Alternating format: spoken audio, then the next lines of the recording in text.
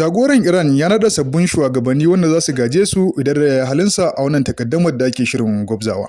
An rawaito cewa Iran ta tura jirage ana drone da ƙirar Shahid zuwa mashigin Hormuz, inda rahotanni ke nuna cewa wannan gagarumin al'amari ne na shirin yiwuwar fuskantar artabu tsakanin jiragenta da kuma na ɓangaren Amurka. A game da wannan al'amari da ke faruwa, wannan gagarumin al'amari ne zuwa mashigin Hormuz, kuma babban labari ne.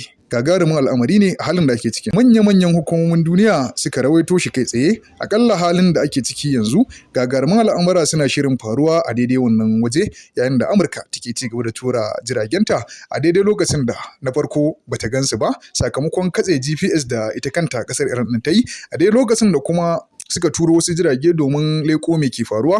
Aka hangi cewa ita kanta Iran din ta tashi guggun jirage na sama marasa matuƙa zuwa ɓangarori na jiragen da ita kanta Amurka ta tura.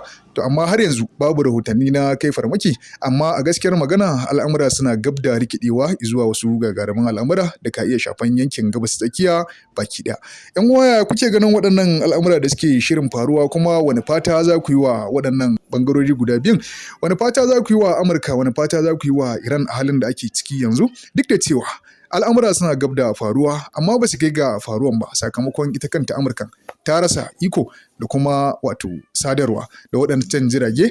Da halin da ake ciki yanzu, wasu rahotanni suke nuna cewa jiragen suna neman ɗauki sakamakon tasowar waɗannan jirage marasa matuƙa na Iran wanda suka kasance a saman waɗannan jirage a halin da ake ciki yanzu.